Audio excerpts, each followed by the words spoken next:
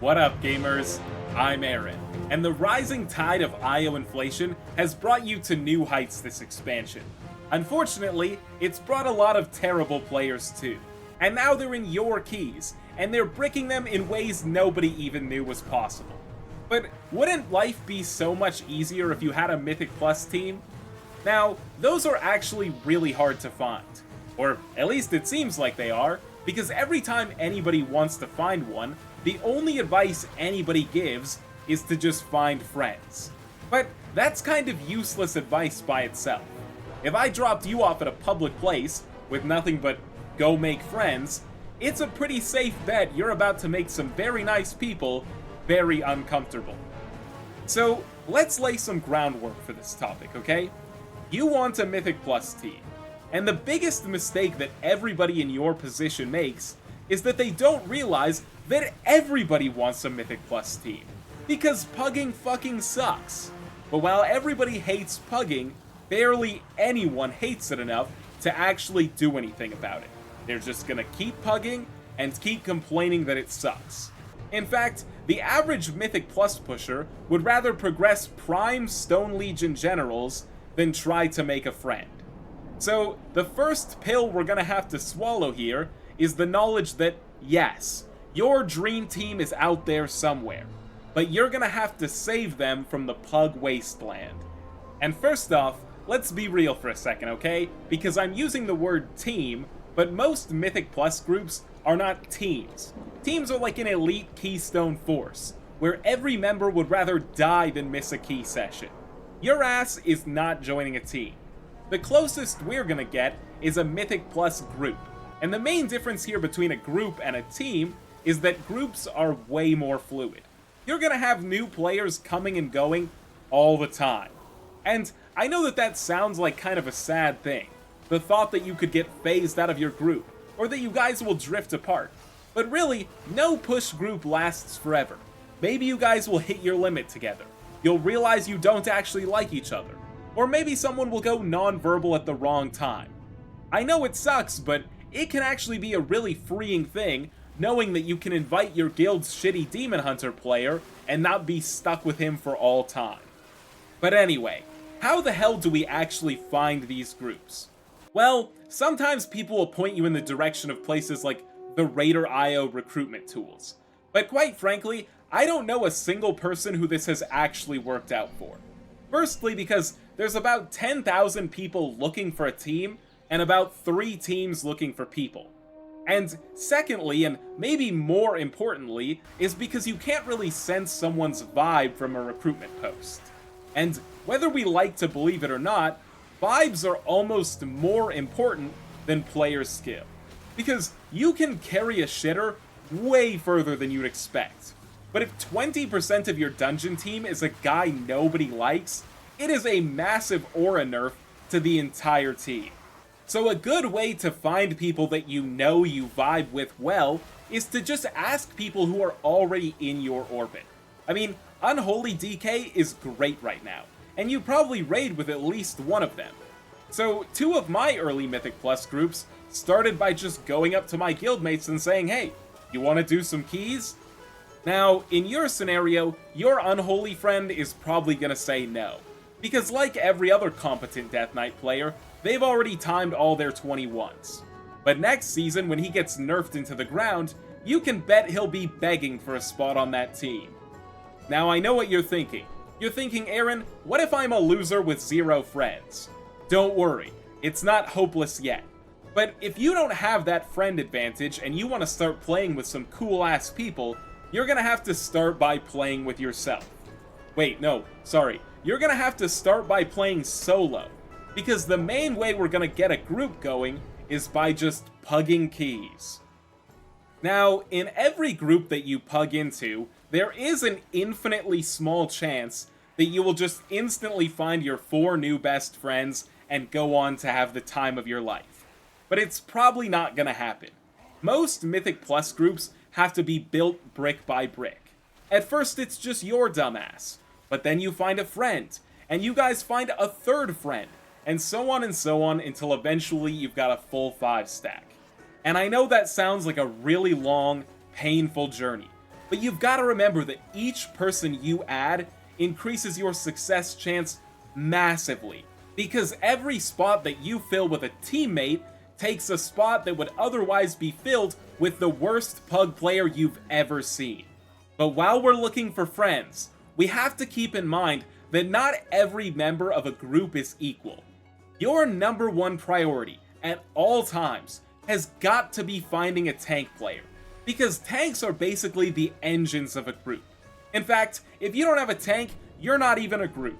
You're just four dumbasses hanging out in Discord. Now, another popular strategy for finding friends is to just create a spider web that traps all kinds of potential teammates. The basic gist of this strategy is that you create a Discord server that you hang out in at all times, and you just invite every group you ever join to come hang out. Now, I really don't recommend this strategy, because this is basically like adding voice channels to Baron's chat. You're bound to get quite a few cringers. And really, the best case scenario is you end up with a 600-member Discord server that nobody ever talks in.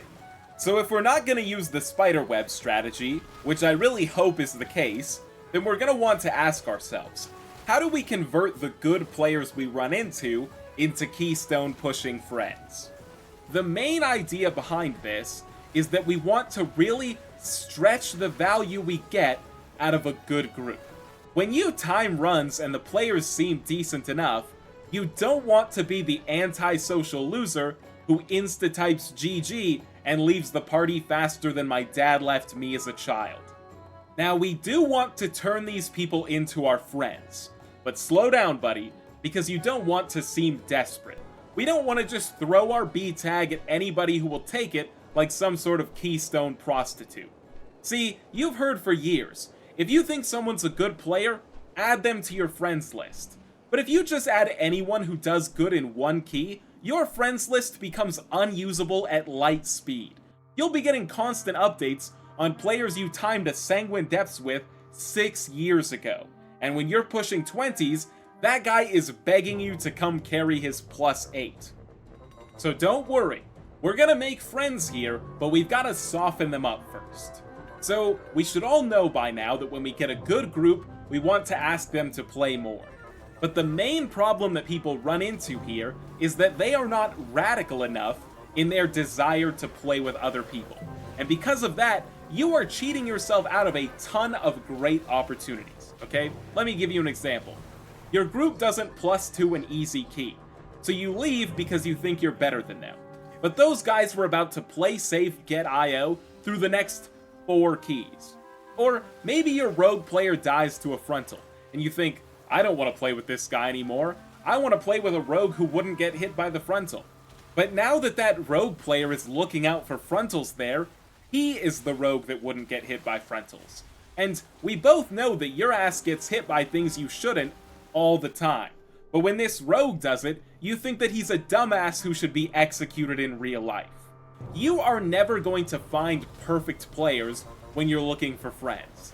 If you find someone who seems absolutely perfect, then they probably don't want to hook themselves to your anchor anyways. They're just gonna ascend to greater IO highs and leave you in the dust. So, I'm not saying you want to make friends with people who are legitimately drooling on their keyboard, but don't let one mistake ruin someone for you. Now, when you've done multiple keys with someone, and they seem like either a cool person or a good player, that is when we are going to strike with our friend request. Because if you add someone after just one good key together, you're not going to remember who they are, and they're not going to give a shit about you. There is a mile of difference between guy who did good damage in a key last night and guy who I timed 3 keys with last night. And obviously our end goal is to have a team, but the path from here to a team is paved with creating stronger, more useful friendships. And these players, who have acknowledged you as a human and done more than just one key with you, are way more likely to want to keep playing with you. And they're probably gonna say yes when you ask them if they want to run your key. In fact, you'd be surprised how many of them are gonna ask you if you'll run their key. And at that point, you're practically best friends already. So that's why even if you stop right here, you end the video and you only go forward with this advice, you are already so much more likely to find the group that's right for you, simply because you are giving people the opportunity to like you and want to play with you. And if you're feeling up for it, then you can start piecing these puzzles of stronger friendships together. You can say, hey, are you available at this time? To multiple people, and try to kind of bring them all together. And before you know it, you've got a group. You don't really have to be nervous about asking people. You all met each other doing keys, so it's a pretty safe bet that you all like doing keys, and doing them with friends is a million times better than doing them with pugs. But anyway, once you've got a group, or you've at least got a couple friends to play with, I want to make sure I give you a couple pieces of advice so that you don't instantly fuck it up. And the first one is that until a group is literally playing together, it does not exist. I myself have many times made the mistake of falling way behind in IO under the assumption that I will have a team later. You know, you think, me and my friends will push keys once prog is over, or once our characters are fully geared. But 2 months later, they drop the bomb that I don't really feel like pushing keys this season. Because unsurprisingly, 300 plus pulls of a brutal end boss doesn't usually make people more excited to log in. And if you put all of your eggs in that one basket and started neglecting other opportunities, then you are going to fall into the IO trenches. And by the time you realize that you're there, it is way harder to climb out. So until a prospective group is literally playing keys together, having fun, and excited to do more, just assume that it is not going to happen, and be open to other opportunities. Now, my second piece of advice is to just be real with your team. Be a human being. Even if you are the best player in your group, try to drop your cringe ego in favor of just being someone that people like playing with. I promise you, this will lead to so many more opportunities.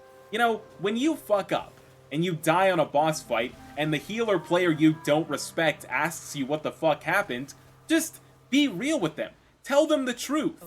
That you were distracted watching the new video from Razzun.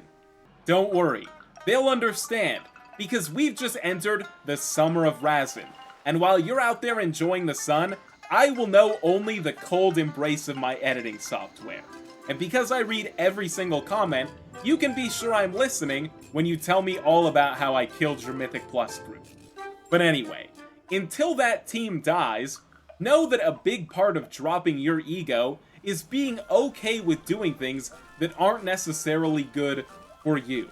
You know, like keys that you've already timed. In fact, if you only ever want to run keys that are IO score for you, then you might as well not join a team at all. Because it's inevitable that at some point down the line, you're gonna find yourself 6 hours into spamming Resilient Operation Floodgate. And at that point, you'll just wish you were dead anyways. So you might as well just go back to pugging. And for my final piece of sage wisdom, I want to tell you that most people in a WoW team scenario are going to be pretty against confrontation. If they think you suck, they're usually not gonna come right out and say, I don't respect you as a player. And they sure as hell aren't gonna give you good feedback. You're just gonna hear less and less from them until eventually they never talk to you again. So when you start to notice an issue with your own gameplay, try to address it and correct it as fast as you can before it becomes a noticeable and annoying trend. But for guys like us, this isn't really a problem, because our gameplay is perfect, and we would be perfect teammates ourselves if it weren't for the fact that we have to bum a flask before every single key. So, all of that being said, get out there and start making better Mythic Plus friendships. I promise you, it will lead to more good runs and a Mythic Plus group before you know it. So until then, I'm Aaron, and thanks so much for your time. Peace.